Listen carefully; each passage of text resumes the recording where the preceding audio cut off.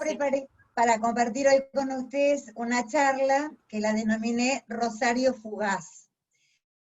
Fugaz porque va a ser una pasadita a vuelo de pájaro sobre el arte de Rosario, porque como ustedes van a ver, realmente y vamos a hablar solamente de las artes visuales, no vamos a abarcar todo porque sería imposible, porque Rosario es una ciudad de cultura, está reconocida internacionalmente como una ciudad de cultura.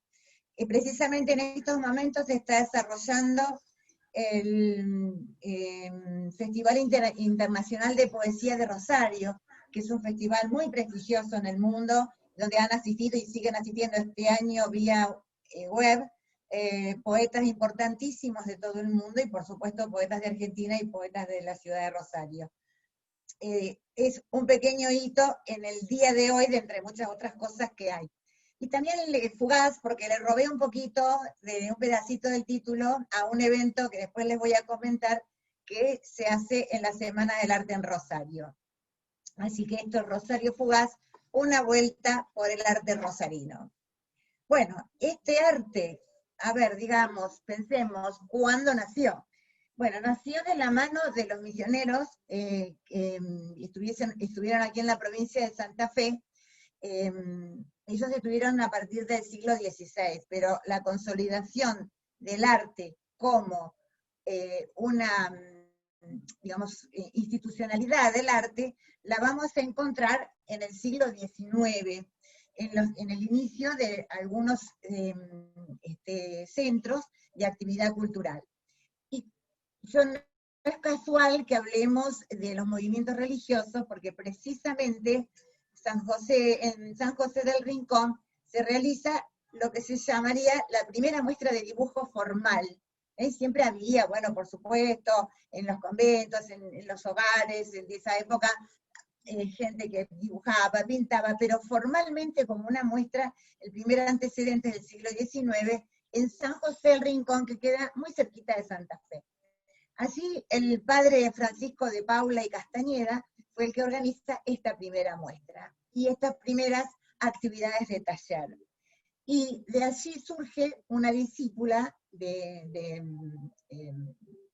Francisco de Paula y Castañeda, que es la que se considera la primera mujer artista consagrada de la Argentina, que es la primera exponente, digamos, de la pintura en Argentina. Y ella es Sor Josefa Díaz y Cluselias. Sor Josefa tenía su casa así en Santa Fe, y su casa no pertenecía ni al periodo de la llegada de los españoles, ni tampoco al periodo de la confirmación de la burguesía. Estaba entre medio de esos periodos, y hace unos pocos años, por suerte, el Ministerio de Innovación y Cultura de la provincia de Santa Fe la declaró no solamente patrimonio histórico, que ya había sido declarada, sino que además se había conservado intacta la casa y la puso en valor para que se pueda visitar. Lo fundamental de contar de esta época es que obviamente también se produce el aluvión de inmigrantes europeos, y de ellos también los artistas locales empiezan a tomar nota. Ellos incorporan algunos de sus estilos, por ejemplo el manierismo. El manierismo quiere decir pintar a la manera de. Entonces ellos pintaban y dibujaban a la manera de los grandes maestros europeos con los cuales se habían formado, o los maestros europeos sin que fueran a lo mejor demasiado grandes. Y estos artistas que vienen aquí y enseñan sus saberes, se dedican fundamentalmente a la decoración de edificios, de interiores de basílicas, iglesias y demás. Es un periodo de un arte subjetivista, con mucha irrealidad y con mucha abstracción también. Algunos de los más conspicuos de este periodo, uno es Juan Cingolani y el otro es Nazareno Orlandi. Nazareno Orlandi decoró todo el interior de un teatro Colón que supimos tener aquí en Rosario, y quiero contarles que por las cosas del destino, yo vivo en el lugar donde estaba emplazado el Teatro Colón, que después fue derribado y se construyó aquí un edificio en torre, y yo vivo acá, donde estaba el Teatro Colón. Así que supongo que todo el efluvio del arte, vamos a compartir después unas fotos para que ustedes lo puedan ver, el efluvio del arte también me viene de acá de los subsuelos de mi casa. Así que, bueno, esa es una cosita anecdótica que les quería contar. Bueno, en este devenir aparece un movimiento internacional que es el impresionismo. El impresionismo también cala aquí en la provincia de Santa Fe y particularmente en Rosario, y se crean, por supuesto, artistas que se consagran a esta disciplina, y entre ellos podemos nombrar a Salvador Zaino, a Alfredo Guido y a César Casiano. Alfredo Guido va a ser un artista que vamos a nombrar varias veces a lo largo de la charla, y que estaba sumamente motivado después por el arte indigenista. En este momento está absorbiendo todo lo que es el impresionismo. Se forma, le diríamos, una academia, como se decía antiguamente, de pintura, aquí, y maestros de esa academia son algunos nombres como Enrique Schwender, Pedro Blanqué, Fernando Gaspari, Mateo Casella. Quizás esos nombres no nos dicen mucho, pero sí nos van a decir mucho los que fueron sus discípulos. ¿Vieron aquello de que a veces el discípulo supera al maestro?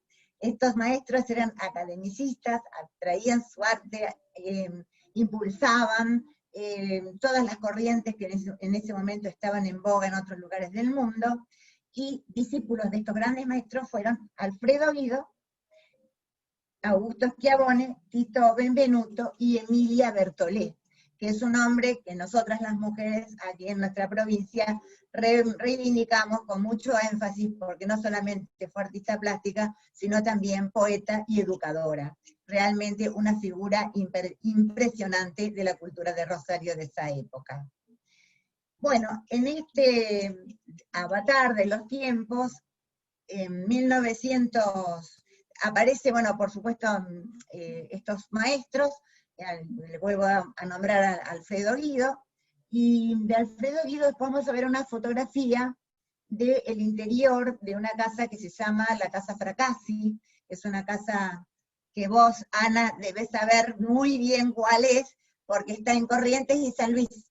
Es una casa imponente que ocupa más de un cuarto de manzana.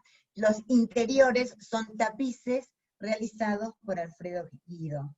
Como les digo, ya en ese momento muy influido por la cuestión indigenista. Con el devenir de los tiempos sucede, por supuesto, en 1929 el crack financiero mundial, y también en 1930 el derrocamiento de Irigoyen. Este es un punto de inflexión entre la política y el arte, que siempre van tan ligados. ¿Por qué?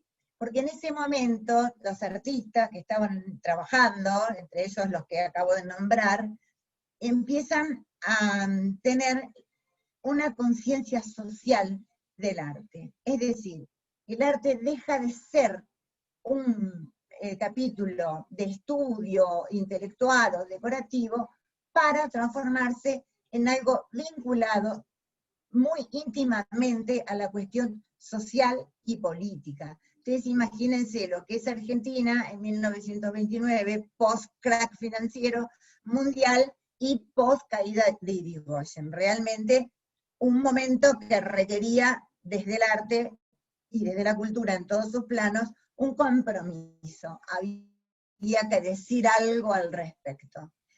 Y justamente se crea, a partir de la idea de un grupo de artistas, un movimiento de vanguardia.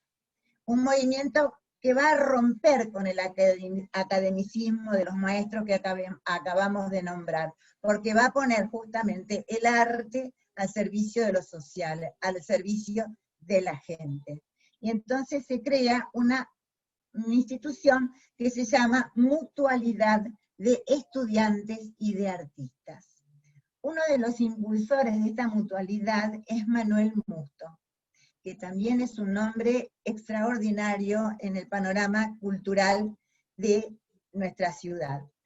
Este grupo de la mutualidad tiene un peso impresionante en el desarrollo de los artistas que vienen después, son formadores de artistas, formadores de criterios, formadores de pensamiento, justamente a través del arte.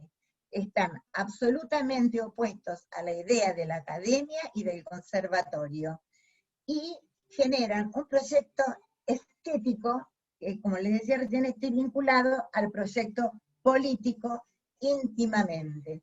Era un lugar donde no solamente se iba a estudiar pintura, dibujo y todas las artes visuales, escultura y demás, sino donde había reuniones de discusión, nacionalismo o cosmopolitismo.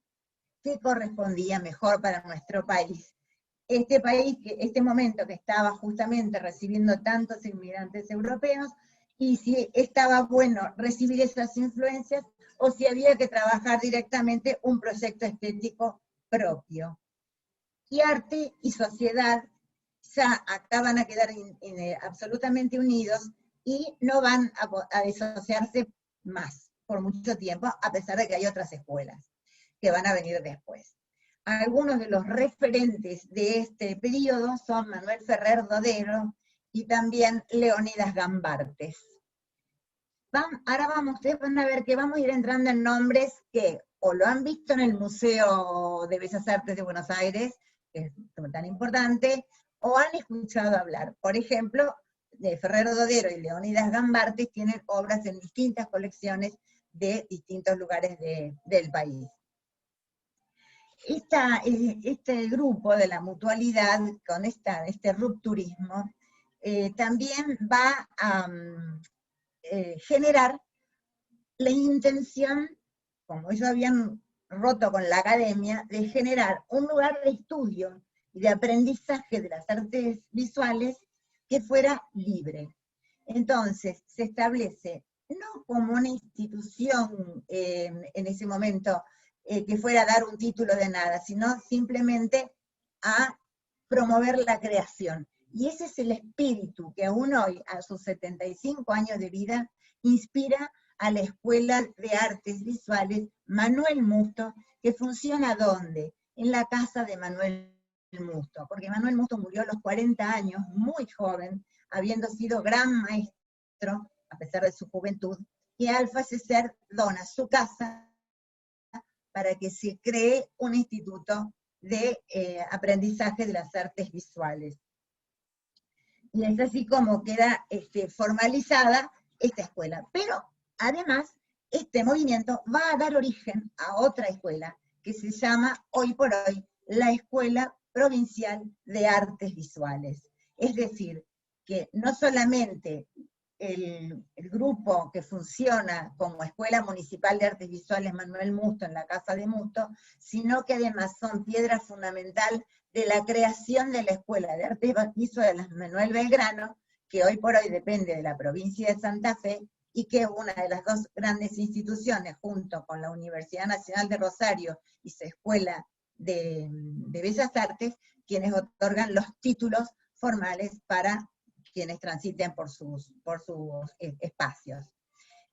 Así que fíjense la importancia que tuvo esta mutualidad de artistas que venían con toda una revolución del pensamiento a cuestionar las instituciones vigentes para dar lugar, para dar paso a nuevos criterios de pensamiento. Acá voy a hacer un pequeño paréntesis para decirles que una muestra de toda esta enorme actividad creativa lo dan los salones. Los salones que, como ustedes saben, son exposiciones que más allá de tener obra expuesta, tienen reglamentos, hay una inscripción, una admisión, una selección y luego una premiación, generalmente en dinero. Eso pasa en todos los salones del mundo, por supuesto que aquí también. El último salón que tuvimos en el Museo de Bellas Artes, Juan B. Castañino, del cual vamos a hablar después, fue en el año 2018, porque es bianual. Pero el primero fue en 1888.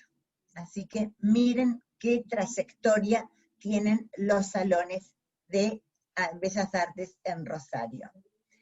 La primera sala de exposición de que se tiene memoria se realizó en 1912, en la casa de unas personas, Casildo de Sousa y Enrique Mauri, de donde brotan, por así decir, los nombres que ya se van a ir consolidando en la historia del arte más contemporáneo, digamos. Esta sala de exposición de 1912 se realizó, ¿dónde creen ustedes? ¿En un museo, en una sala? No, se hizo en una pinturería. En la pinturería que estaba en la calle Córdoba 912. Los que han venido a Rosario y conocen, es a 3 cuadras del Monumento a la Bandera, por la calle que lleva derechito al monumento. Y en este primer salón, que se hace como todo movimiento que va a arrancar, con mucho entusiasmo, y sin la idea de decir vamos a hacer un salón, pero transcurrido la convocatoria y viendo realmente el interés que suscitó, se dio en llamar el Petit Salón, el primer salón. Así que el primer salón de Rosario es de 1912. Y de ahí van a surgir, van a estar Emilia Bertolé, que ya la nombramos antes en todas sus características del arte.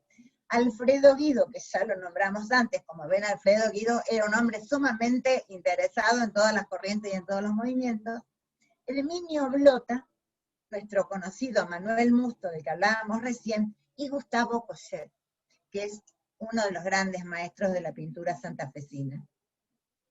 De Herminio Blota les voy a contar en un ratito una pequeña anécdota, pero retengan ese nombre.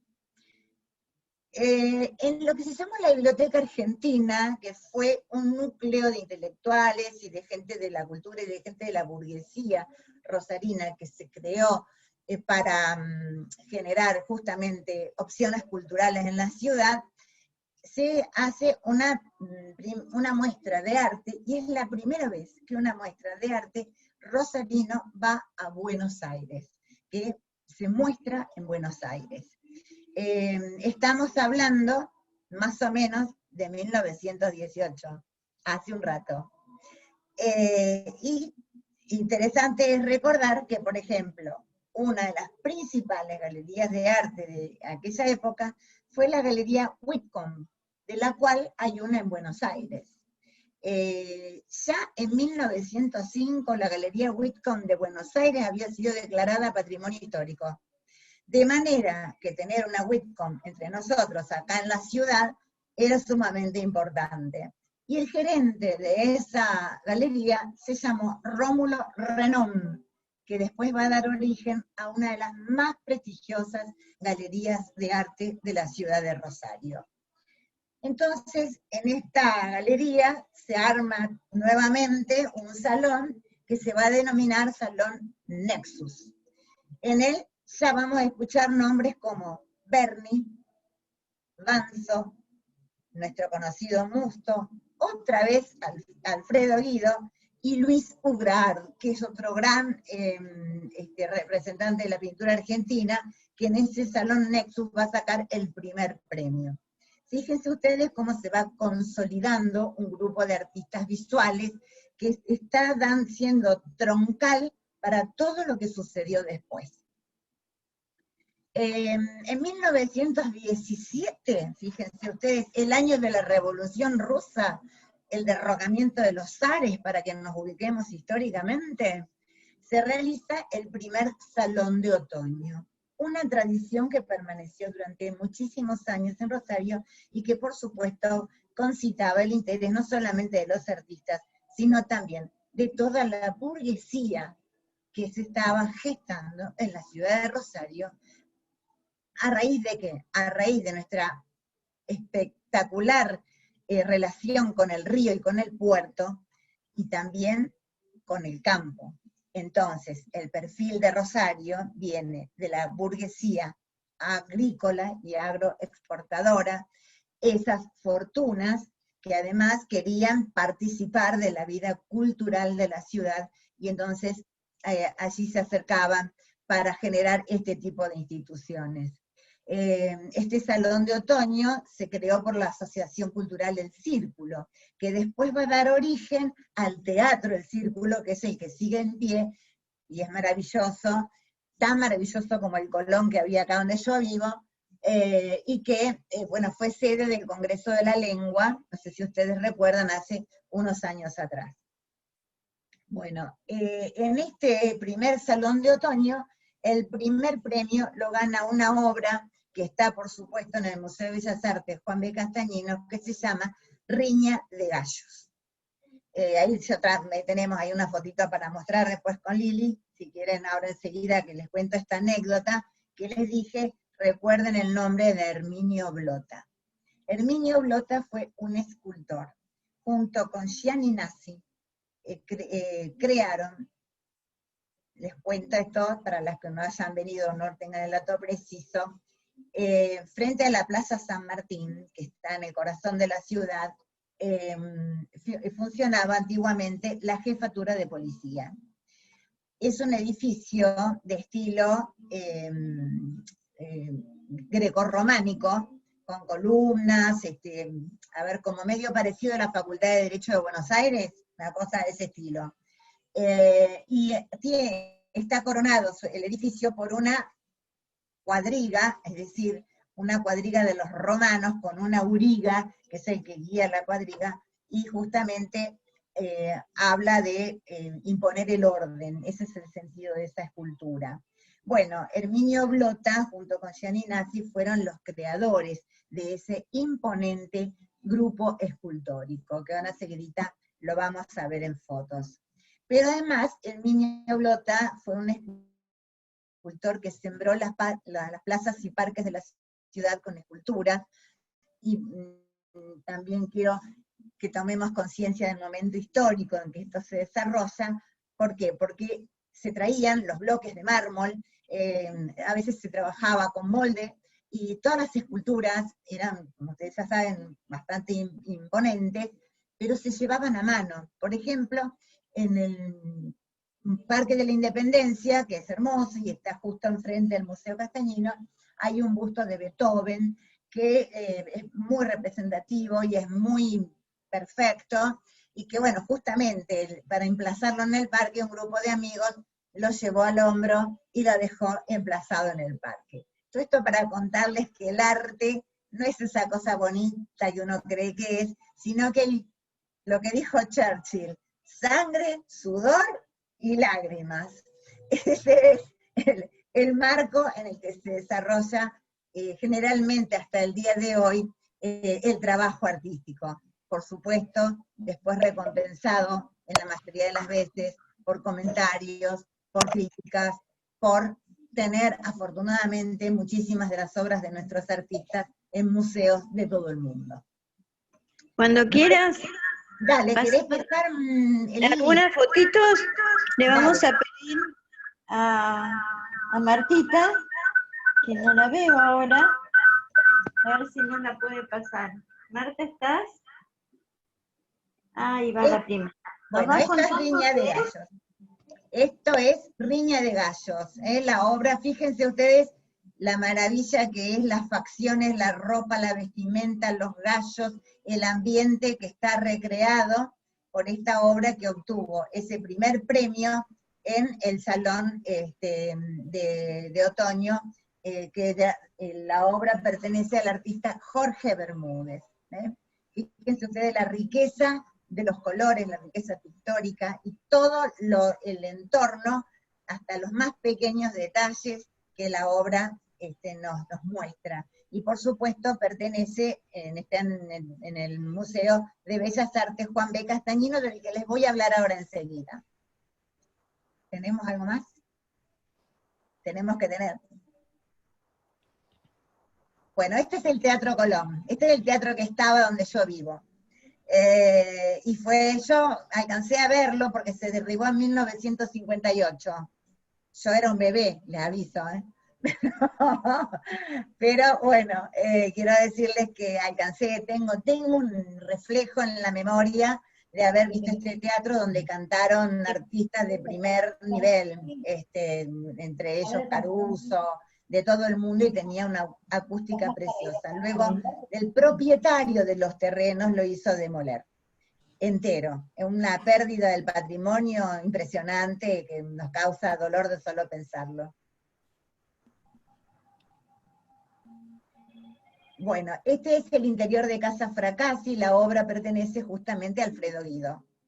Fíjense, como yo les decía, que él ya ingresa en la idea indigenista. Fíjense que está representados los cerros de Jujuy, de Salta, también el atavío de las personas. Fíjense que está sobre una puerta que está dentro de la Casa Fracassi.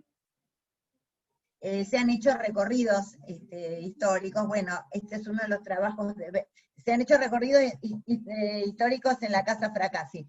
Esta es una de las obras más conocidas de Berni, el personaje es Ramona, que representa a las prostitutas, y si ustedes se fijan, tiene ya técnicas mucho más modernas, como vamos a ver después, como el agregado de elementos como se dan cuenta que son hornallas, son la técnica de collage, con elementos que están sobre la obra, dándole una consistencia diferente. Esta es una concepción mucho más moderna, ya la vamos a ver después. Esta es la escultura que les decía yo que está sobre la sede de gobierno.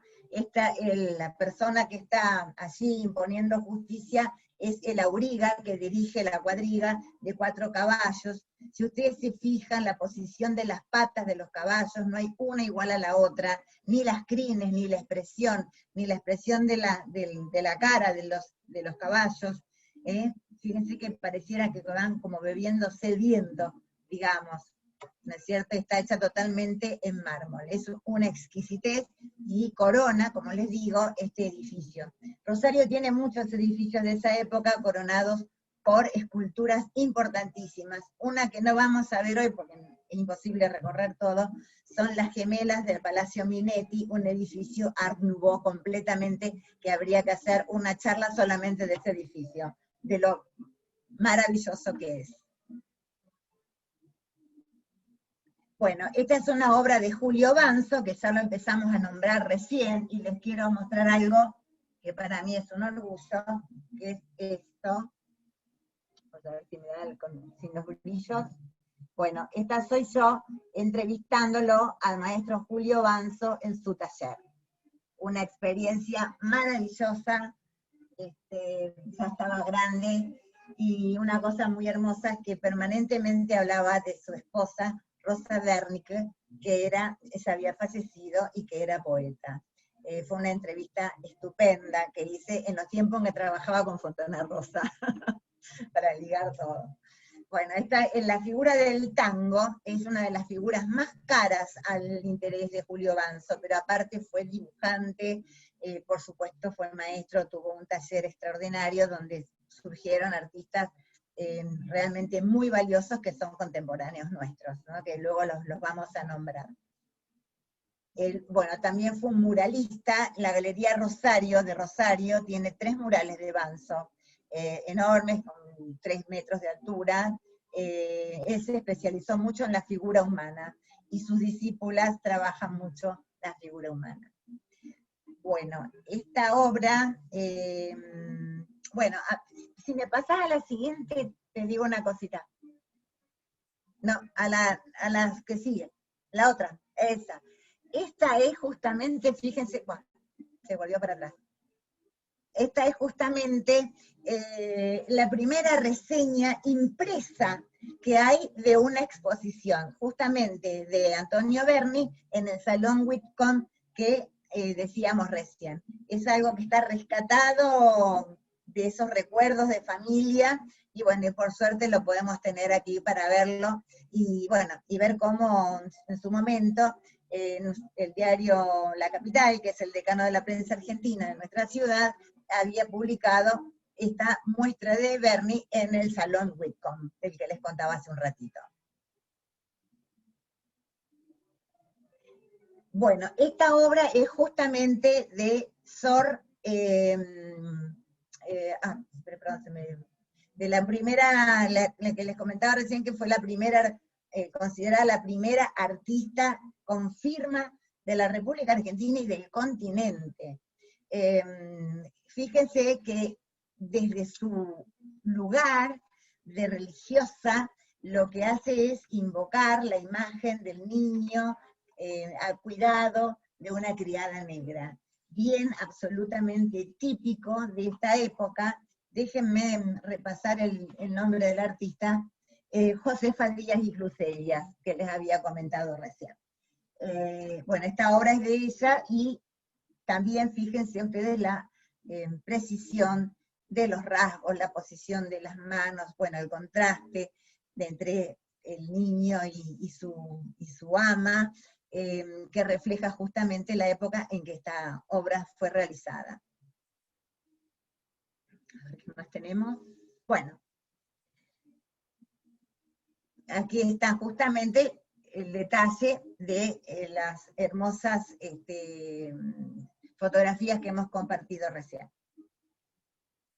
Y la que pasamos de alto, que era como un cáliz, es de Salvador Zaino, la que estaba antes que esta. Exactamente, es de Salvador Zaino, que es uno de los padres, digamos, de la pintura en nuestra región, en Rosario y en la provincia de Santa Fe, que es de los primeros academicistas. Bueno, ahora les voy a contar un poquito de los museos, porque quiero decirles fundamentalmente esto. Nosotros tenemos varios museos, ahora se los voy a enumerar, tenemos muchos museos, por suerte, pero hago referencia a los museos desde este lugar. Lo que hablábamos antes de qué es el arte. El arte es lo que requiere un elemento fundamental, que es el tiempo. El tiempo en todos los sentidos, el tiempo de estudio, el tiempo de investigación, el tiempo de organización y el tiempo de realización de la obra. Todo tiene un bagaje en tiempo previo.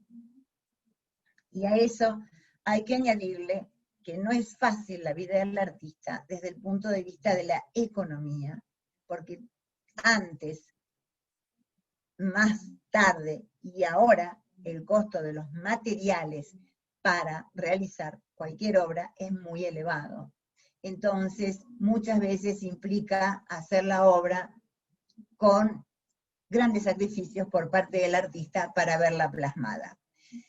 Y el museo es justamente aquello que nos trae el tiempo, nos dice a nosotros acerca del tiempo que transcurrió, de lo que sucedió, de las distintas etapas del arte.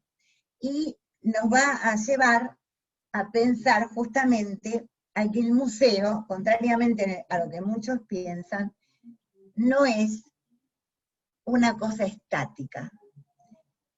El museo es historia viva.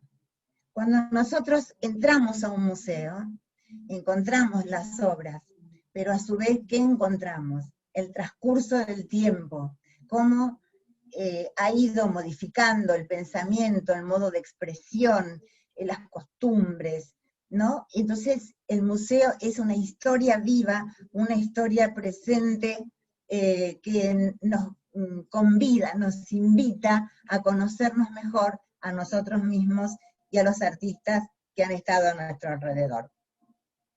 Y cuánto más cuando en finales del siglo XX y durante este siglo XXI ha cambiado tanto la forma de exponer en los museos. Si ustedes iban al museo cuando eran chicas, van a ver que hoy el museo, por ejemplo, convive con la palabra, convive con el texto, a veces con el texto que explica un poco la muestra, y a veces con textos que son concomitantes a la realización de la muestra. Porque ¿qué viene a ser? Viene a ser las artes visuales, una poética de la imagen. Eso creo que es un concepto que nos tenemos que tener presente cuando visitamos un museo. Les pido un segundo para encender la luz, porque hasta acá veníamos con la luz del día, pero ahora vamos a prender la luz.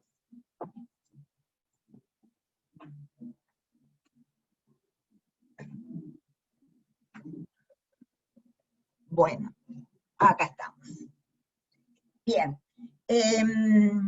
Y más, sobre todo, no solamente los modos de exponer, sino que en el tiempo que estamos ahora, que es un tiempo absolutamente audiovisual, como lo estamos ejercitando ampliamente este año, donde tuvimos que aprender lo que nunca pensamos que íbamos a aprender, como esto, por ejemplo. Y entonces, ¿qué es la imagen? La imagen trasciende las fronteras, trasciende el día, trasciende los países. Hoy publicamos una obra visual en Instagram, inmediatamente la están viendo en distintos lugares del mundo.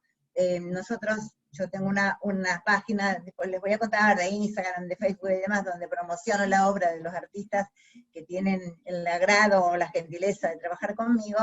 Inmediatamente recibo saludos de París, de Barcelona, tengo algunos artistas de asiáticos que les gusta lo que hacen nuestros artistas locales. Entonces, bueno, esa trascendencia de la imagen es también lo que nos permite hoy en día conocer tanto y a tantos artistas del mundo. Y las obras, originariamente, a veces están en los museos, y ese museo es el que trasciende las fronteras y nos muestra, nos permite mostrar lo que decía André Malraux, un museo imaginario. El museo imaginario de Malraux habla justamente de que cada cual tiene su propio museo, porque cada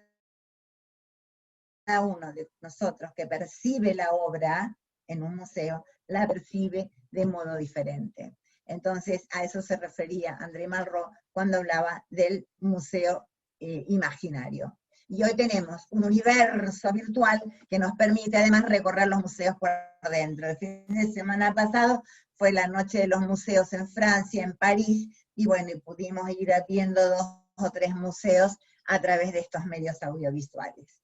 En Rosario, les cuento, está el Museo de Bellas Artes que se llama Juan B. Castañino, más macro, y ahora les voy a contar por qué. El Museo Histórico Provincial, el Museo de la Ciudad, el Museo de Arte Decorativo Firma y Odilo Esteves, que también eran 2 hermanos que viajaron por el mundo, tenían una hermosa mansión y donaron a su fallecimiento, no tener herederos, toda su colección y su casa para que fuera un museo. Ese es el Museo de Arte Decorativo Firma y Odilo Esteves. El Museo de la Ciudad, que está en el Parque Independencia, constituido por objetos que se han ido sacando de demoliciones, edificios, usanzas de hogar, bellísimo de ver. El de Ciencias Naturales, que tuvo un percance hace unos años, se incendió, donde había antes muchas réplicas y de animales y de prehistóricos. Ahora se hizo más interactivo, con algunas cosas para ver y otras cosas para que los chicos puedan hacer dentro de ese museo. El Museo del Deporte, que es el más nuevo, el Museo de las Islas Raúl Domínguez. Raúl Domínguez era llamado el pintor de las islas. Él, en la estación fluvial, que es de donde partían anteriormente algunos barcos, y lo que se llamaba la balsa, que iba a Paraná cuando no estaba el puente Rosario Victoria,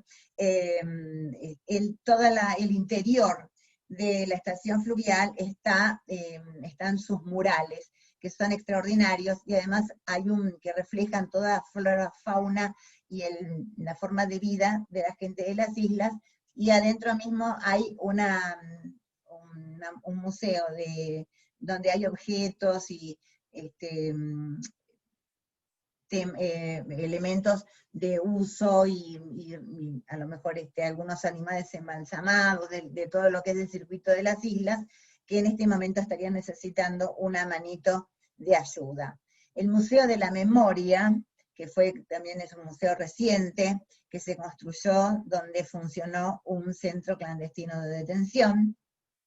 Y después el Espacio Cultural Universitario, ECU, que si bien no es un museo propiamente, sí hace muestras permanentemente, y el edificio en sí tiene un valor patrimonial histórico extraordinario, porque fue parte del edificio del Banco Banco Nación antiguo que teníamos aquí en Rosario, con toda su magnificencia y todo su oropel. Todo el exterior es de mármol y adentro está lleno de tallas de madera, donde por ejemplo está la mesita donde se firmaban los cheques, que es una mesita octogonal, con separaciones de madera, unos herrajes extraordinarios. Es un edificio que solo visitarlo es una belleza, y además hace una actividad cultural impresionante en todos los campos, y muestras, por supuesto, de artes visuales. Luego, la ciudad de Rosario está dividida en distritos. Cada distrito tiene un centro de distrito, que es oficinas públicas, y además desarrollan una actividad cultural permanente. Y allí existen escuelas de talleres de dibujo, pintura, creación de todo tipo y demás, así que me interesa muchísimo nombrarlo por eso. Y el Museo del Planetario, el museo del Centro Observatorio Municipal, que también es de una riqueza extraordinaria. El Museo Castañino se llama Castañino más Macro, porque macro quiere decir Museo de Arte Contemporáneo de Rosario. El Museo Castañino fue creado por Rosa Tiscornia de Castañino en homenaje de su hijo, muerto muy joven, que era un gran coleccionista, Juan Bautista Castañino. Este museo se creó en 1937 y es el segundo en importancia en el país después del Museo de Bellas Artes de Buenos Aires. Fue construido por Hilarión Hernández Larguía, una de las familias más vinculadas con la cultura de Rosario, a través de la música, a través del arte, a través de la pintura, a través de la escritura. Realmente una familia que ha dejado su huella en la historia de la cultura de la ciudad. Es un museo que tiene una concepción muy importante de destacar, porque fue el edificio creado para ser museo. No es una casa que se hizo museo, sino un edificio creado específicamente para ser museo y alojar las 400 obras de Juan Bautista Castañino que había donado su madre. Pero hoy en día tiene 4.500 obras. Un crecimiento exponencial. Y tiene, por supuesto, obras del siglo XIX, siglo XX, algo del siglo XXI, piezas europeas, y creo que los grandes baluartes son Lucho Fontana, que fue el creador de todo un estilo que se llamó espacial, donde ustedes tienen que haber visto alguna vez una tela que tiene un tajo. Esa tela con un tajo fue la creación de Lucho Fontana, donde él rebate o descubre los planos de la pintura que van más allá del biplano. Entonces él le agrega la sensación del espacio, y eso crea toda una escuela internacional que sigue estos lineamientos. Luego en el Museo Castañino hay una serie de Goyas. Muy pocos museos en el mundo tienen obras de Goya, de Francisco de Goya y Lucientes, y el Museo Castañino los tiene, y también del maestro León Ferrari, que a ustedes les debe resultar más conocido por su vastísima trayectoria en el campo nacional y por supuesto en Buenos Aires. Tiene además este museo una biblioteca pública que fue fundada en 1930 en realidad, y hoy por hoy tiene 7.200 volúmenes. Toda esta actividad del museo es el Museo Provincial de Bellas Artes Juan B. Castañino, pero está sostenida en gran parte por la fundación del Museo Castañino. Las fundaciones de los museos son ese alma mater que lleva adelante los proyectos más insólitos para lograr el engrandecimiento de estas instituciones. Bueno, y les contaba que es el Museo Castañino más macro. ¿Dónde está el Museo Macro? En realidad, creen que aprendí otra luz, en realidad la Fundación Antorchas decide en 2003 más o menos, le dice al Museo Castañino, pero ustedes no tienen mucho arte contemporáneo, deberían tener.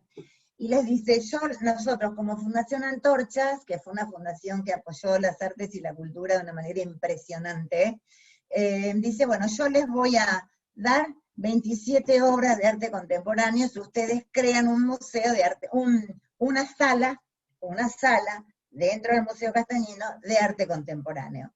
Entonces, la gente que estaba a cargo de esta creación hace una convocatoria y llama a los artistas a donar obras de arte contemporáneo para poder recibir estas 27 obras primeras. Sucedió que fue tal la cantidad de obras que se recibieron que ya no entraban en el museo. Entonces había que buscarle un lugar alternativo. Y ese lugar alternativo es un edificio de valor patrimonial que son los silos Davis. Unos silos que estaban emplazados en el centro de la ciudad, era un conjunto de silos de vieja data, de cuando el puerto de Rosario, los barcos llegaban hasta acá, hasta atracaban, digamos, amarraban aquí en pleno centro de la ciudad, y entonces los silos estaban allí para facilitar la descarga del cereal. La ciudad había crecido muchísimo y esos silos ya no tenían razón de ser en ese lugar. Entonces muchos se demolieron, pero había quedado uno, que fue el primero, que es el silo Davis, que había sido declarado Patrimonio Histórico de la ciudad. En ese momento, Hermes Wiener, que era el intendente de la ciudad, le dijo a la gente del Castañino, ustedes no se preocupen porque yo tengo un lugar. Y entonces les ofreció los silos Davis. El museo está compuesto por una torre de 7 pisos, con un ascensor vidriado desde el cual se ve el río Paraná bellísimamente, y allí fue donde se construyó, con los criterios más modernos, el Museo de Arte Contemporáneo de Rosario, Museo Macro.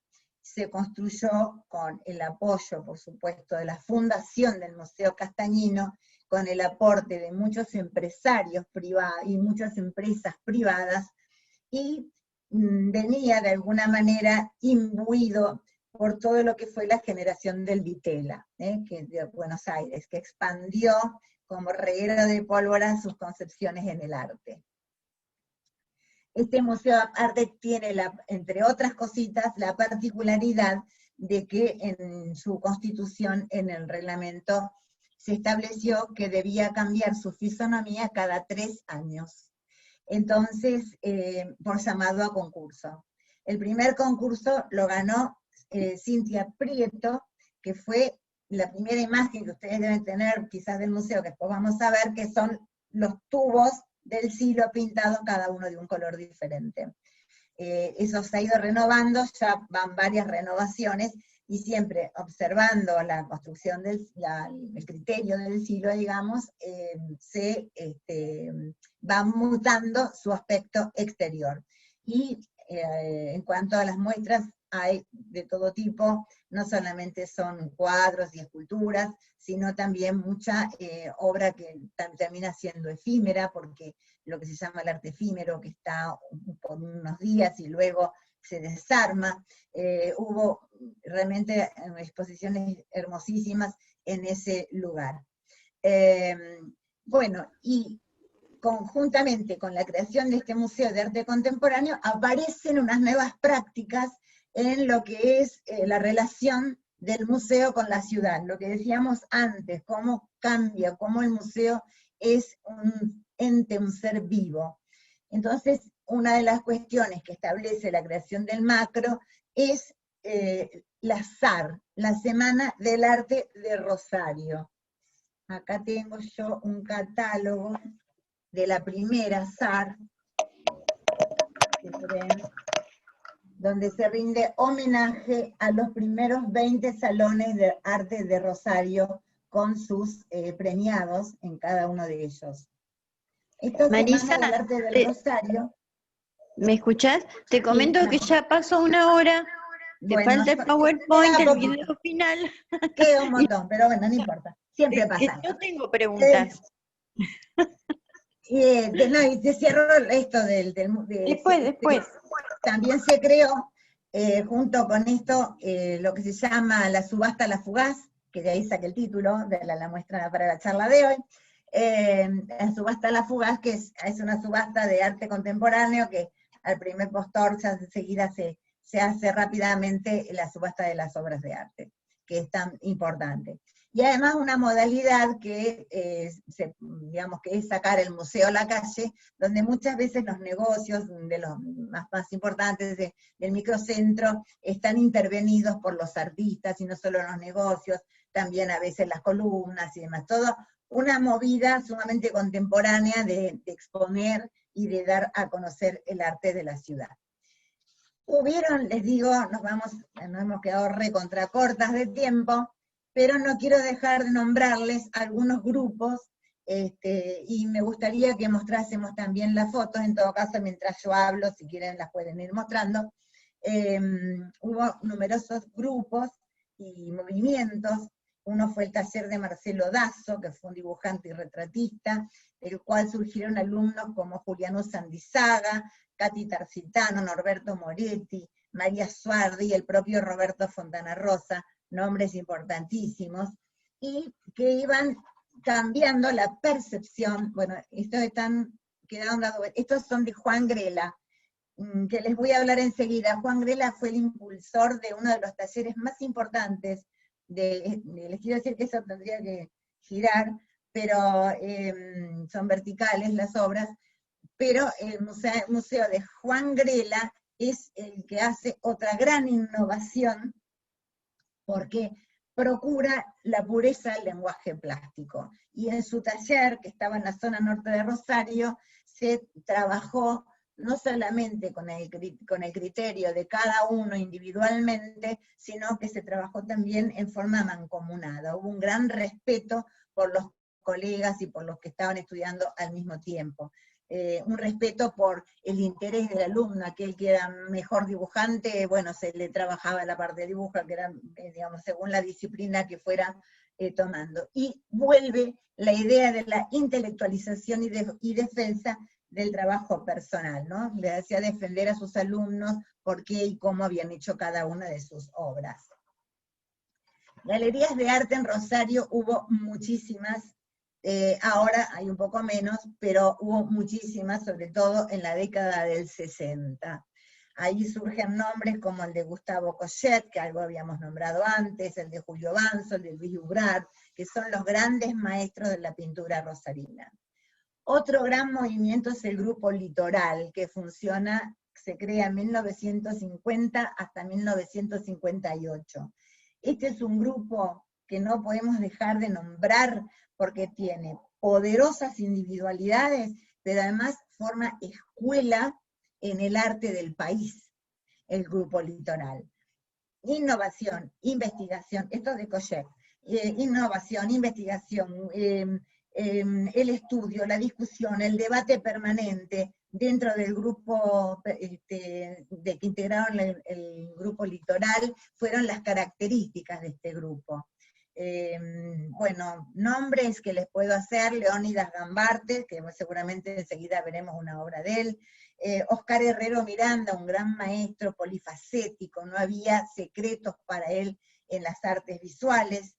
Juan Grela, que es el de taller que hablábamos recién. Hugo Ottman, que trae el concepto de la visión planimétrica y de las transparencias, las incorpora a su trabajo. Pedro Giacaglia, que es un personaje que va a estar en distintos movimientos, distintas escuelas, ya con una pintura más vanguardista.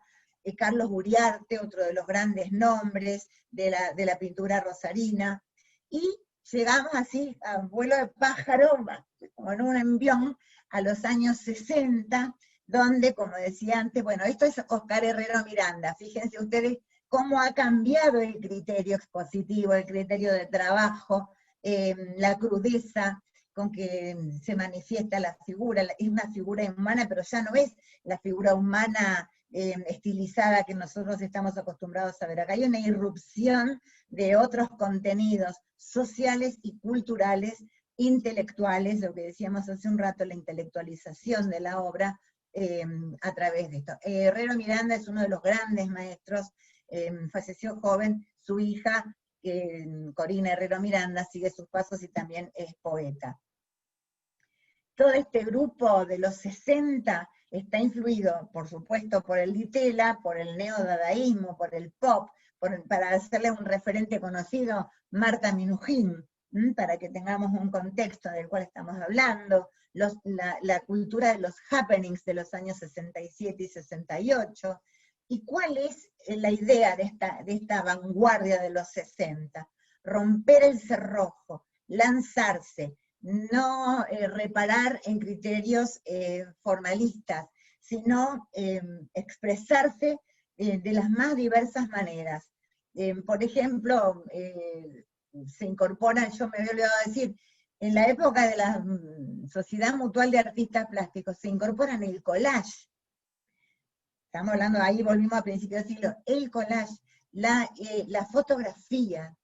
Fíjense qué tempranamente estos elementos que hoy conocemos como de la modernidad estaban incorporados con tantos años antes.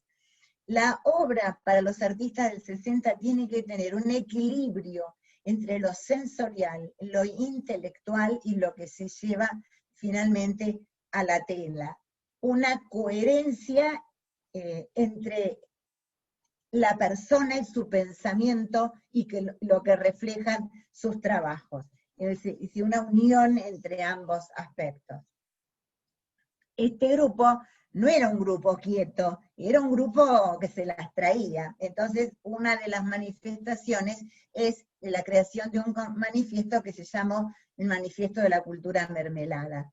¿Por qué? Porque dice que todo el arte que está solamente destinado a ser decorativo y que no tiene los postulados de la sensorialidad que ellos defendían, era una cultura mermelada, una cultura para exhibir, para mirar, pero que no tenía verdaderamente un contenido psicológico ni sociológico. Llegamos así hasta 1968, donde Rosario, bueno, este es Hugo Ottman, donde Rosario, fíjense cómo va modificándose la visión de cada uno de estos artistas que formaron parte del Grupo Litoral. Les digo, en el 68 llegamos a Tucumán Arde, que es toda una investigación política que se hace de la situación de Tucumán en la época de Onganía, con el cierre de los ingenios, y entonces estos artistas de la vanguardia dicen no podemos permanecer indiferentes a lo que sucede a nuestros compatriotas. Y entonces tienen el postulado de extender los límites de la vanguardia de lo estético a lo político, pero con un compromiso personal, digámoslo en criollo, poniendo el cuerpo. Entonces se van a Tucumán, investigan, vienen y forman la primera Bienal de Arte de Vanguardia, que en lugar de hacer en una sala, en un museo, en un salón de exposiciones, se hace en la CGT de Rosario. Todo un movimiento que fue, digamos, capitaneado por Juan Pablo Renzi, un gran artista, con Norberto Puzzolo en la fotografía, que es quien toma los registros de lo que sucedía en Tucumán, y se crea una movida fuertísima de compromiso entre lo estético y lo político.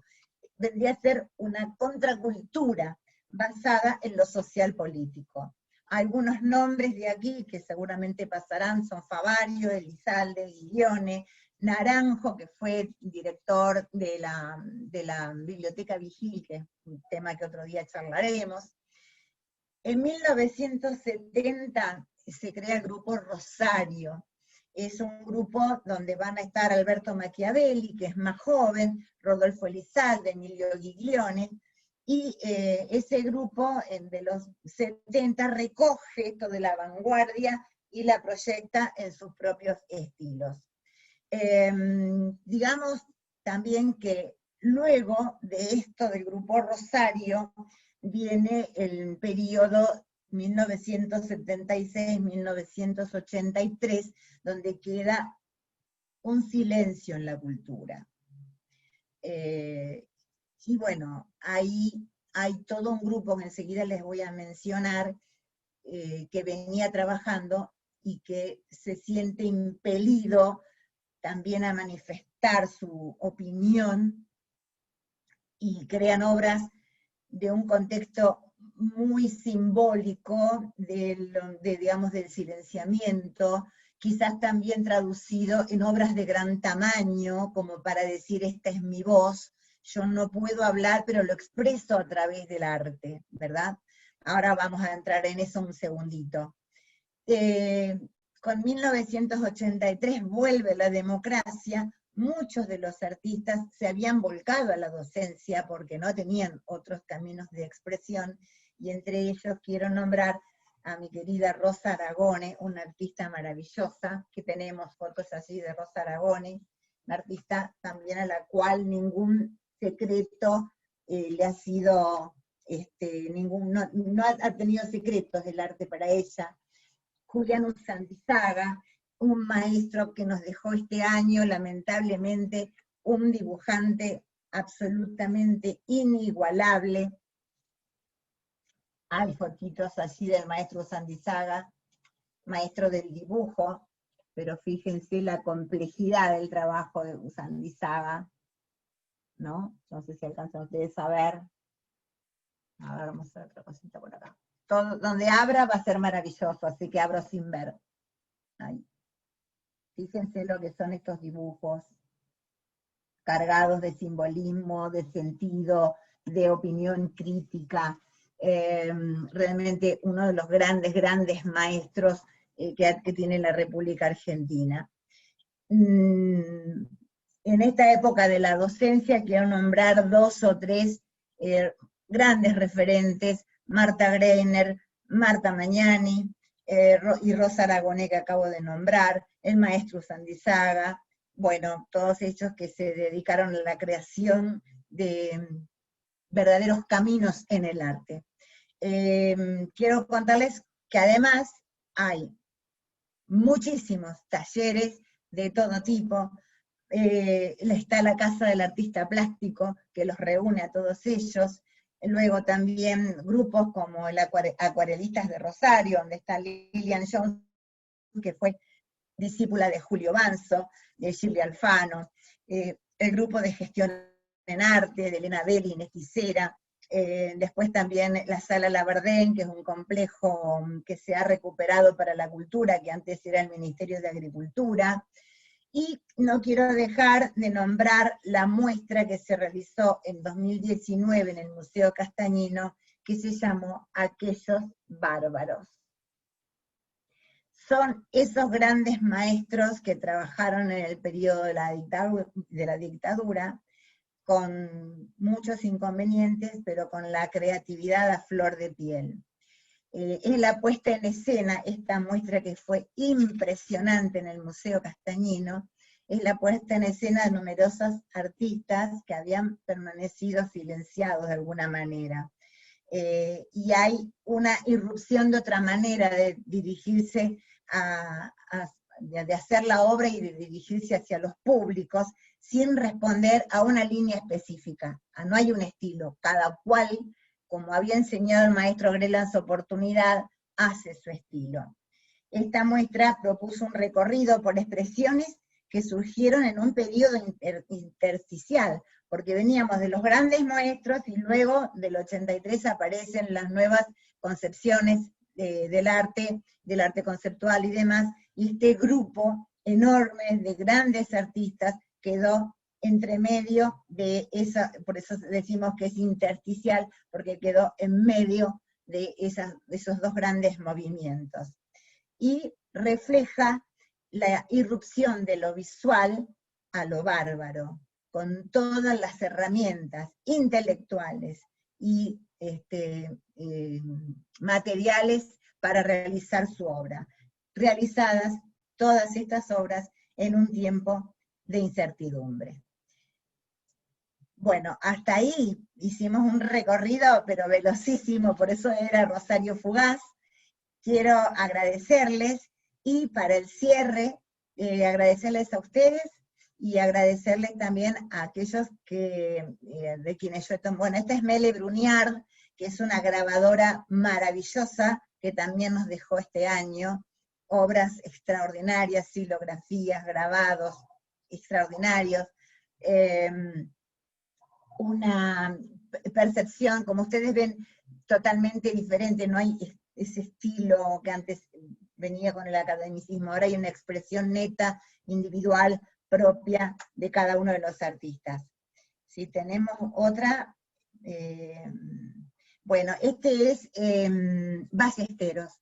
Ballesteros fue también un gran maestro, y esta obra que aquí les traje, bueno, que también nos dejó el año pasado, perdón, fue el último director del Museo de la Bolsa de Comercio, que también tiene así un salón de exposiciones, y esta obra precisamente ganó el segundo premio en un certamen que hizo la Fundación Fraternitas, donde yo dirijo ahora su galería de arte, y está expuesta en el Vaticano.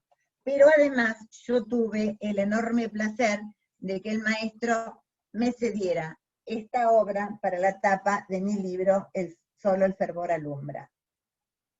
A ver si la vemos. Bueno, fui un día a su casa y me dijo, elija la obra que quiera y póngala en la tapa de su libro, agradecida eternamente, porque contar con un maestro así en la tapa de mi libro es algo maravilloso. A ver si pasamos a alguna otra, porque querría cerrar con un videíto de 1 minuto.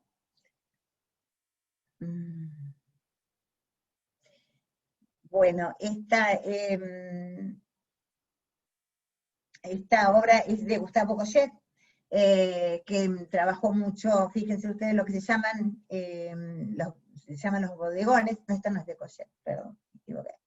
Esta obra es de otro gran maestro, Ambrosio Gatti, que trabajó los bodegones, lo que llamábamos antes la naturaleza muerta, ahora se llaman bodegones. Bueno, esa fue una de sus especialidades, y se está también constituyendo un museo Ambrosio Gatti. A ver qué más hay. Bueno, los nombres, como les decía, de los principales artistas, y bueno, también Ballesteros, de Roserón y demás, agradecerles a Arnoldo Gualino, que tiene un blog que es La Historia del Arte de Rosario, también a Manuel Martínez, que editó este libro que se llama Hablemos de Pintura, con el cual también me basé mucho en las investigaciones. Es un gran maestro, él está con nosotros, tiene un taller, y he tenido el placer de tenerlo 2 años consecutivos, a él solo y a su taller, exponiendo en Espacio Cultural Fraternitas, a Patricia Martínez Dufour, que es crítica de arte, que ha escrito muchos artículos en el diario La Capital, y a Rubén Echagüe, otro gran artista que fue director del Museo Castañino, que también ha publicado durante muchísimo tiempo en los suplementos culturales del diario La Capital. A todos ellos mi agradecimiento, porque en sus trabajos me he basado para hacer este pequeño aporte. Y bueno, si está por allí el videíto del último museo que les quería mostrar, que se llama Museo Urbano Arte a la Vista, porque los edificios de Rosario tienen réplicas de los grandes maestros rosarinos en los costados de sus edificaciones. Fíjense, son edificios donde con unos pantógrafos especiales se han replicado las obras de los grandes maestros de la pintura rosarina. O sea, verdaderamente arte a la vista.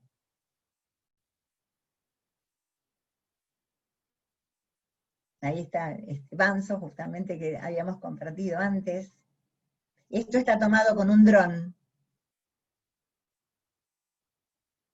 ¿Bien? Entonces uno va por las calles de Rosario y de repente se topa con una gran obra de arte. Esto un poco para simbolizar lo mucho que nos sentimos unidos con el arte, involucrados por el arte. Me estaba olvidando que no vamos a tener imagen. El anteaño pasado se inauguró una escultura que se llama El barquito de papel, de Daniel Kosick, que hoy por hoy es un lugar icónico de la ciudad de Rosario, muy cerquita del río, y es un barquito de papel, que aparte de grandes dimensiones, se hizo por concurso, lo ganó Daniel Kosick, y además tiene, pónganlo si quieren en Google, barquito de papel Rosario, y les va a salir, tiene distintas iluminaciones, depende de distintos horarios del día, y realmente es en este momento una imagen icónica de nuestra ciudad. Tanto como el Monumento a la Bandera, que seguramente lo habrán recorrido en alguna oportunidad, y que por supuesto tenemos la Galería de las Banderas, que también es un espacio muy querido por nosotros, porque están todas las banderas de América con sus himnos, sus flores representativas, en las banderas y demás, y están las banderas de Malvinas. Así que nos da mucho orgullo ser depositarios de las banderas de Malvinas. Así que bueno, yo les agradezco la atención y espero que les haya resultado interesante.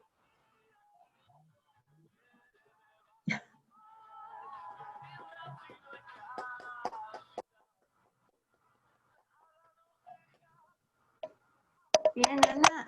Ana, ¿tenés algunas preguntas? Estoy mirando en el chat, creo que Adriana, ¿cómo estás, Adriana? Preguntaste, un placer verte, preguntaste el nombre de la primera artista y de su obra que vimos. Ah, perfecto. Bueno, el nombre de la obra creo que es muy sencillo, que dice que es Niño en Brazos, pero el nombre del artista es, ay, se me escapa, pero cada vez que la tengo que nombrar tengo que pensar 2 veces. ¿No? ¿Eh? Josefa Díaz. Sí, exacto, exactamente, Josefa. Que les conté que era una religiosa, en realidad, y que, bueno, que justamente el arte, fundamentalmente, se realizaba en los conventos. Es como, digamos, como una de las actividades principales de las mujeres. Ustedes recordarán que en aquella época muchas mujeres ingresaban a los conventos por voluntad propia y a veces impuesta por la familia. Y entre las muchas actividades que realizaban en los conventos, una de ellas era esta de la pintura, y que es, como les decía antes, la que cuya casa se rescató como patrimonio histórico de la ciudad de Santa Fe, en San José del Rincón. Liliana pregunta, ¿cómo se realiza la conservación de las obras en la ciudad, siendo que hay obras distribuidas en diferentes lugares? Mira, en realidad acá también tenemos una carrera, que es la carrera de museólogo, de museología, así que en todos los museos hay una dotación importante de personal especializado, egresados de las escuelas de Bellas Artes o de la carrera de museología. Es un punto interesante el que preguntás, porque justamente con la gente de la Fundación del Museo Castañino estamos empezando una campaña para estimular a lo que se llama la responsabilidad social empresaria, que nosotros tanto hoy también conocemos, para mejorar los sistemas de conservación. Porque como ya les conté al principio, el museo fue pensado para 400 obras y hoy tiene 4.500. De manera que si bien en este momento están bien conservadas, hay un proyecto de ampliación del museo, que bueno, este año de pandemia no se pudo hacer nada, pero ya había un concurso y asignado el estudio que lo iba a realizar, pero en este momento urge realmente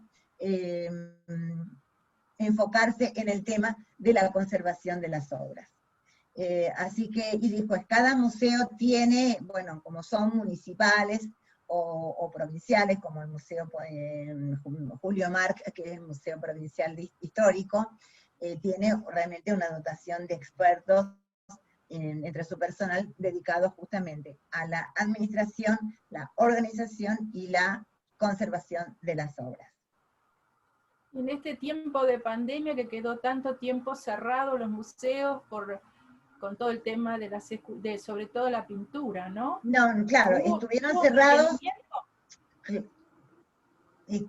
cerrados, pero digamos con una guardia permanente de conservación, ¿no? no es que cerraron y cerramos y nos vamos y nos venimos hasta agosto, sino que justamente cada lugar de arte en la ciudad, sea galería, sea museo, sea sala de exposición y demás, se hizo permanentemente un recorrido, digamos, con todos los cuidados, 1, 2 personas, 3 a lo mejor, en manera rotativa, para lograr justamente la conservación de las instalaciones y por supuesto de las obras en todos ellos. Después, digamos, también los museos hicieron muchas, pero muchas intervenciones online, con recorridos de sus instalaciones, recorridos de las obras, recorridos explicativos, así que hubo mucha actividad a pesar de estas condiciones que nos ha tocado pasar este año. Claro. Y el otro día conversaba yo con Liliana y me gustaba aportar este dato que me parece que es interesante, que en general la cultura en el mundo representa el 12% del PBI mundial. Imagínense, estamos hablando de economía mundial, el 12% es una enormidad. Entonces, justamente estamos viendo de cómo trabajar el tema de las industrias culturales, porque puede ser una gran fuente de ingresos para nuestro país, siendo que es un país con una cultura vastísima en cualquiera de los rincones del país de que se trate. Sí, la verdad, justamente... No sé si hay alguien más.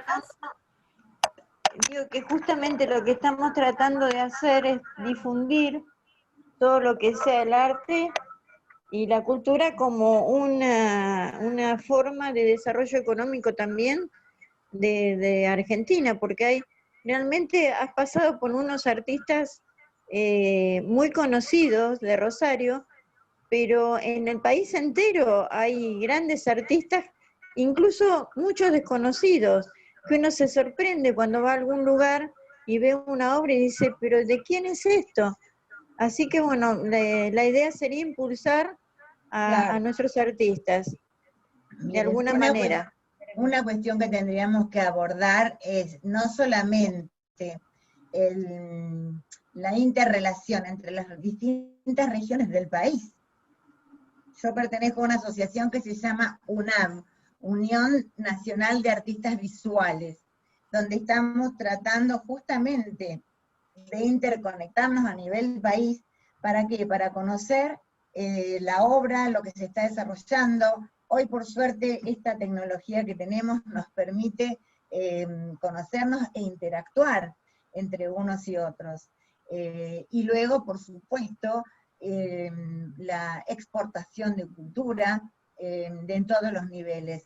Yo no sé si vos te acordás, Lili, cuando yo estaba ahí trabajando contigo en CAME, que se había realizado el primer MICA, el Mercado de Industrias Culturales de la Argentina, que reúne a todos los segmentos de la cultura, como justamente con su potencialización como fuente creadora de ingresos para el país y por supuesto para los artistas. También durante varios años yo trabajé la ley de mecenazgo, que tratamos de impulsarla aquí en la provincia de Santa Fe, pero bueno, después no llegamos a buen término, y digamos, como una manera de lograr lo que se llaman hoy día los stakeholders, que son los colaboradores privados, empresarios o particulares, para el sostenimiento de la cultura. Y también con este proyecto de los stakeholders estamos trabajando con la gente del museo, de la Fundación del Museo Castañino. Justamente lograr esos aportes para dinamizar estas obras que están pendientes. Hay una pregunta más de Angélica Robles, dice, en lo económico, ¿cómo se relacionan las diferentes escuelas, específicamente el financiamiento? En la actualidad, ¿hay alguno? ¿Preexposiciones en galerías, ejemplo, los óleos? Gracias, muy interesante. Si el federalismo era otro aspecto para potenciar el sector. Claro, eso es lo que hablábamos recién, ¿no es cierto?, de la relación entre las distintas regiones del país, las distintas escuelas y demás. Repetime la primera parte de la pregunta. dice, ella dice que El en aporte, diferentes escuelas lo económico, como en la Claro. actualidad hay un financiamiento en las exposiciones o en las galerías. no, como dijo Lerner, es todo a pulmón. Quiero decirles, por ejemplo, el tema de los museos, algunos son provinciales, otros son municipales. Luego, las salas de arte o expositivas, a veces, por ejemplo, en Rosario está la sala o el salón de la empresa de seguros San Cristóbal, que tiene un hermoso emplazamiento donde se hacen hasta ahora permanentemente muestras de arte. La empresa de seguros La Segunda tiene otro salón, otra sala de exposiciones que también organiza salones y dan premios. El año pasado justo lo ganó Marta Magnani, una de las que les nombré hace un rato, que es contemporánea nuestra, una de las grandes maestras de este momento. Luego, bueno, por ejemplo, en el programa Puerto del Arte, Muelle de Artistas, que yo tuve el gusto de dirigir durante 2 años, también creamos los salones, que debo tener por aquí los folletos, creamos un año y al siguiente el segundo salón, y allí esta entidad, que es el ente administrador del Puerto de Rosario, sí organizaba, bajo mi dirección, digamos, organizábamos los salones, había premios, y ahí ellos, digamos, hacían un aporte económico a la cultura, ¿no? Un aporte financiero a la cultura. Como eso hay otras entidades, pero digamos que no es el común denominador. Las instituciones oficiales están, por supuesto, bajo el financiamiento del Estado, pero lo que son las galerías y salones individuales trabajamos muchísimo, remamos muchísimo, y cuando queremos hacer algún evento un poco más grande, recurrimos a sponsors, que es la única manera de sacar adelante estos emprendimientos culturales, ¿no? De todas maneras, Rosario es una ciudad muy creativa. Por ejemplo, tenemos ahí acá cerca del río, una bajada, a ver cómo les explico, una calle que quedó arriba de uno de los viejos túneles que había para llegar al puerto, que hoy por hoy es un lugar por donde circulan autos, que conecta la zona norte con el centro de la ciudad. Sobre esos túneles hay una calle que se llama Avenida del Huerto. Ahí está un club que se llama Universitario. Universitario ofreció sus paredes, y hay murales de importantes artistas de la ciudad, de los cuales son contemporáneos, están ahora en actividad, y hicieron toda esa calle, son un mural al lado del otro, de grandes artistas. Y en la vereda de enfrente de ese paseo, Pájaro Gómez, el que está en un grupo musical, que ahora no me va a salir el nombre, muy conocido, muy actual, su mamá era escultora. Y entonces donó todas las esculturas que había realizado su mamá y estaban en su casa. Entonces, de una vereda están los murales y de la vereda contraria están las esculturas de esta artista. Qué generosidad. La Claro. verdad, Marisa, sos no un libro abierto, toda una biblioteca de conocimiento sobre lo que es el arte.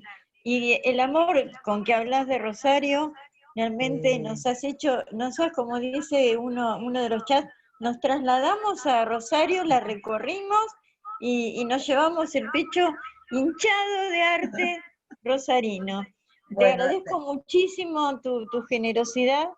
Y bueno, y le invito a todas, si quieren abrir los micrófonos y comentar lo que quieran, y si no, damos por finalizada hoy con un agradecimiento enorme para vos, Marisa.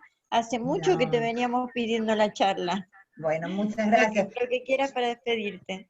Yo voy a hacer una sugerencia. Ahora, cuando podamos,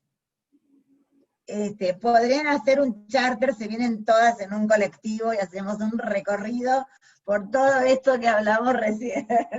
Así la ven in situ, ¿eh? Y después nos tomamos una rica cervecita, Lili.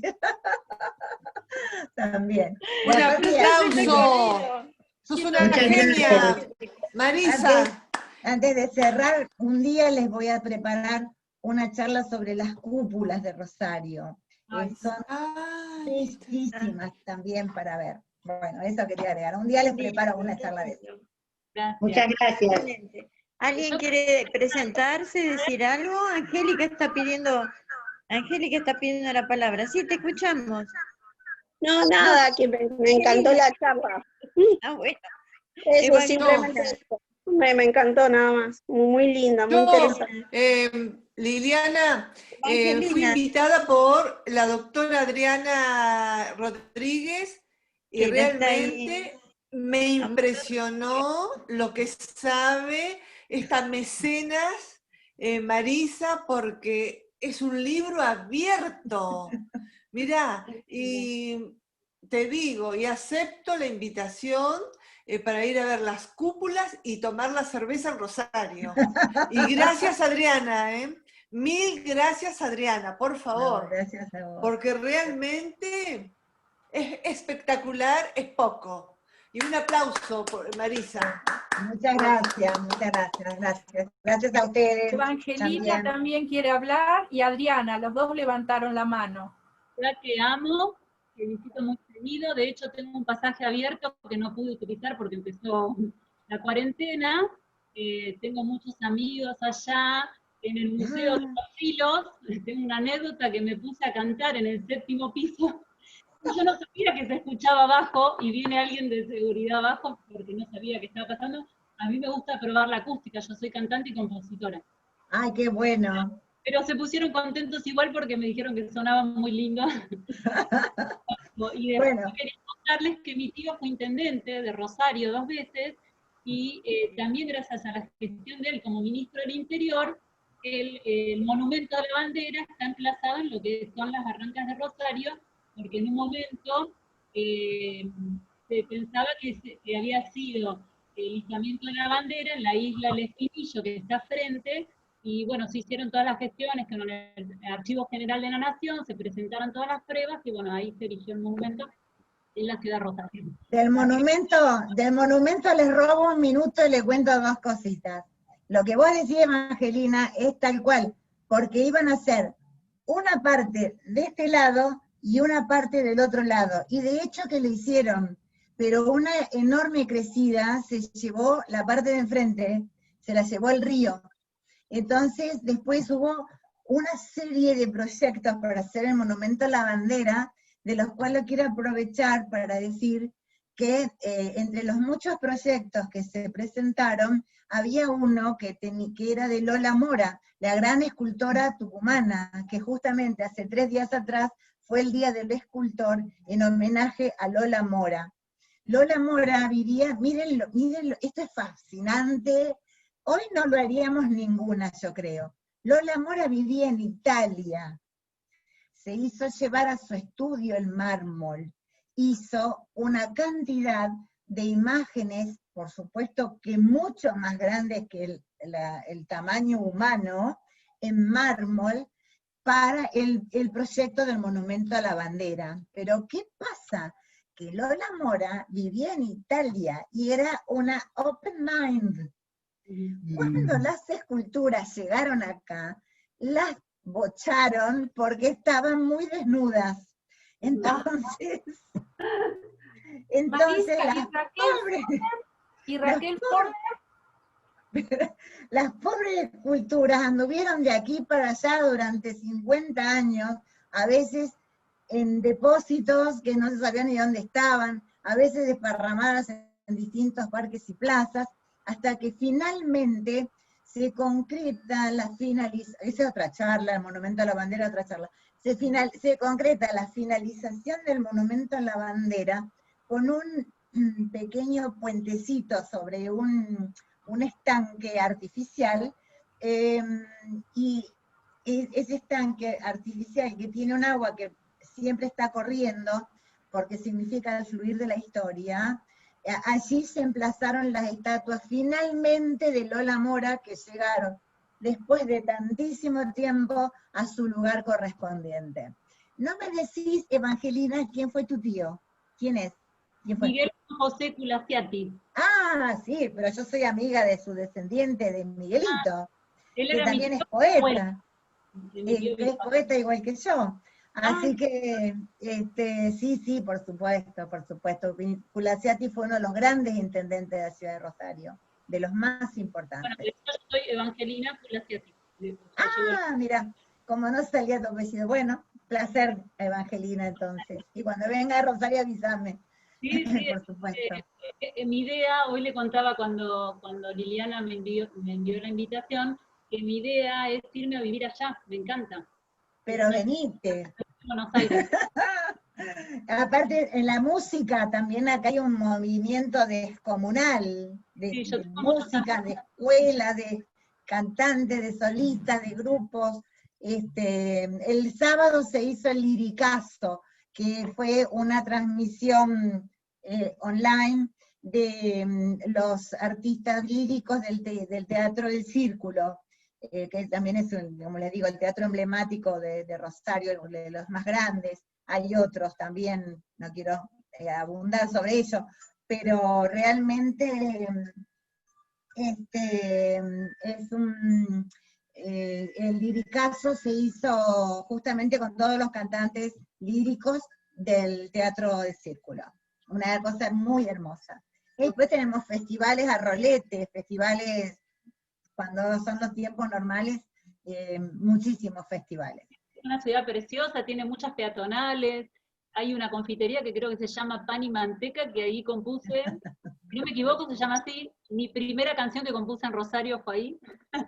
Ah, mirá qué bueno, qué bueno, sí, Pan y Manteca, ahí está, yo vivo cerca de ahí. Yo vivo a poquitas cuadras de ahí, así que es hermoso el lugar. Después también el Hotel Savoy, que fue un hotel emblemático, se construyó, creo que cumplió este año 100 años, yo escribí un artículo sobre eso, que ahora lo tiene la cadena Splendor Savoy se llama, bueno, que tiene toda una historia porque en sus épocas anteriores, lo mismo que el bar El Cairo, que seguramente lo escucharon nombrar, con su mesa de los galanes, se concentraba toda la intelectualidad de Rosario en ambos lugares. Así era un que café Tortoni el Cairo. Como el más café o menos, Tortoni. más o menos. Ah, bueno, ahora ha quedado, más o menos, sí. Era un café berreta, les voy a decir, en su época de apogeo. Pero era rico, es rico el café del Tortoni. Rico. Sí, muy rico. Aparte muy rico. era entrar como a la cultura, a la mezcla de intelectuales, era un lugar muy especial el Cairo, me acuerdo. Sí,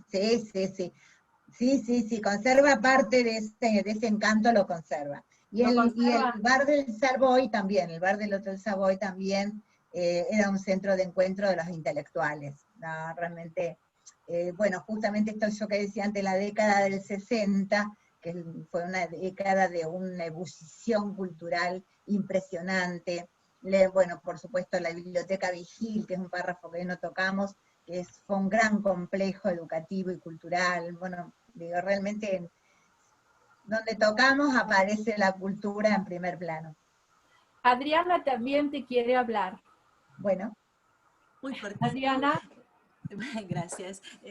Bueno, Marisa, un gusto, un placer enorme de todo esto que nos has regalado. Les agradezco a Sempio, a Liliana, y bueno, y nos hiciste palpitar nuevamente Rosario. Así que con mucho gusto, en el futuro, espero que todas juntas podamos caminar ahí por el Boulevard Oroño y tomarnos unos cafecitos en el Cairo o en el Savoy, o en la Costanera mismo, porque la verdad, un placer, y bueno, qué lindo, hoy viajamos todas a Rosario y nos embebimos de cultura. Muchas gracias. No, gracias a ustedes, por supuesto, a vos y a todas. Y sí, el Boulevard Oroño también es un boulevard precioso, que una amiga que tengo ahí en Buenos Aires me dice, yo viví un tiempo en Boulevard Oroño, y entonces le digo, sí, yo vivo en Boulevard Oroño, y me dice, ah, pues es ese un boulevard que parece París, y realmente que parece París, con unas palmeras, una cosa muy bella, y a los costados estaban, algunas quedan, magníficas mansiones. Quiero decirles que en la década del 50, 60, finales del 50, principios del 60, vino todo un movimiento en la arquitectura de la funcionalidad. Entonces a todos les agarró como un ataque y había que tirar todo abajo y hacerlo todo de nuevo, y lamentablemente se perdieron unas mansiones extraordinarias, pero también hay que pensar que no sé cómo se mantendrían hoy en día semejantes propiedades, ¿no? Algunas se han transformado en consultorios médicos, en clínicas, Sí. en colegios. Esos son los que hemos podido rescatar, digamos. Bueno, como les decía, de acá donde el teatro que se tiró abajo justamente en el año 58, que es toda una historia, una barbaridad, una barra basada cometida, pero en nombre de la modernidad. A veces los pensamientos sociológicos nos traen esas cuestiones. Hoy por hoy Rosario cuenta, por suerte, con una ley de defensa del patrimonio arquitectónico, así que no se puede tirar más nada abajo, y en todo caso lo que se puede hacer es una unión entre lo antiguo y lo nuevo, pero dejando el valor patrimonial de los edificios. Eso lo vemos mucho hoy aquí. Bueno, Anita, las palabras del final te las dejo, no sin antes agradecerles la presencia de estar aquí. La verdad es que es un tema diferente el que tocamos hoy, y bueno, si tienen temas para sugerir, nos dicen que siempre buscaremos al mejor protagonista. Muchas gracias. Bueno, les deseo a todas un buen regreso desde Rosario, porque realmente salimos de nuestra casa y viajamos hoy. Que tengan una buena noche, y que realmente, Marisa, mis ancestros son rosarinos, con lo cual creo que a cada una de nosotros nos tocó el corazón, el que no lo es, y el que no vivió, y el que sí le gusta Rosario. Creo que es un lugar realmente donde ofrece toda la cultura y todo el afecto, porque los rosarinos son sumamente afectuosos, ¿no? Así que bueno, no solamente viví, me recibí en el Normal 1 de traductora, o sea, tengo una larga historia en Rosario, pero creo que cada una de nosotros, por las caras que veo, todos disfrutamos este momento por tu cultura, por tu gran pasión por la cultura y por ese Rosario tan querido. Así que les agradezco. El jueves que viene vamos a tener un encuentro. Lili, ¿querés que lo adelantemos? Va a hablar sobre el arte de vender, cómo mantenerse en el tiempo. Vamos a tomar un té junto con ella, voy a acompañarla, ella me pidió, y le vamos a pedir como consigna que busquen en esta semana el juguete con historia. Porque la historia de los juguetes, desde la época antropológica, tiene historia. Entonces queremos mover un poco, como dicen que estamos en 2D, y esta tercer D, que es movernos y buscar, nos va a permitir pasar la pandemia. De Silvia, que conoce 42 años de librería y juguetería, con lo cual se mantuvo en el tiempo. Y volvamos a nuestra infancia por un rato. ¿Qué les parece? O la infancia de sus nietos, o de sus hijos. Así que los esperamos con juguetes y a escuchar a Silvia en la capacitación de cómo vender, el arte de vender. Muy bueno, gracias. Muy buen tema. Tiene una gran trayectoria en la venta. Bueno, muchas gracias. Gracias, Lili. Gracias a todas. Gracias para todas. Nos vamos con Fito. Bueno, dale, buenísimo. A ver si sale la música. No está saliendo la música, pero la pongo.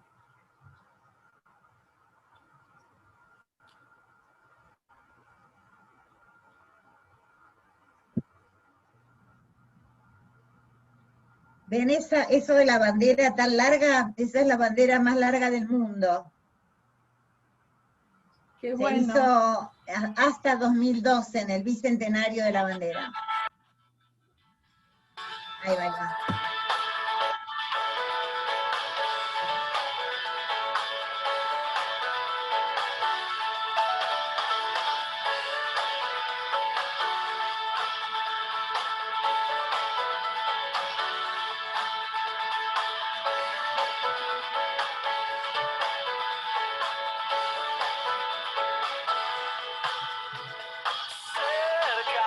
Rosario siempre estuvo cerca, tu vida siempre estuvo cerca, y esto es verdad. Tu vida fue una hermosa vida, tu vida transformó la mía, y esto es verdad. Y la vida como viene va, no hay merienda si no hay capital. Salimos por las calles tanto, bebimos en los bares santos de la verdad. Y algo me dice que perdimos algo, perdimos y ganamos algo, algo verdad. Y la vida como viene va, no hay merienda si no hay capital. Nada nos deja más en soledad, que la alegría si se va.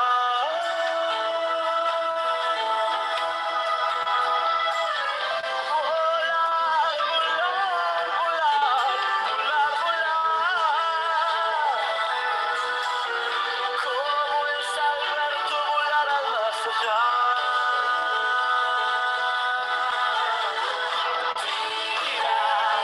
Ahí están los hilos. Los hilos. Y antes pasó el Museo Castanino también.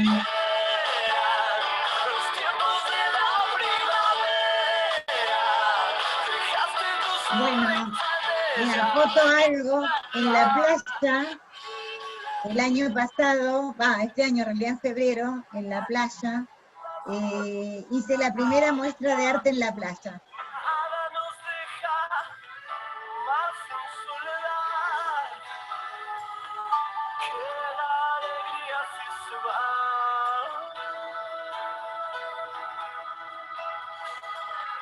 Volar, volar, volar, volar, volar.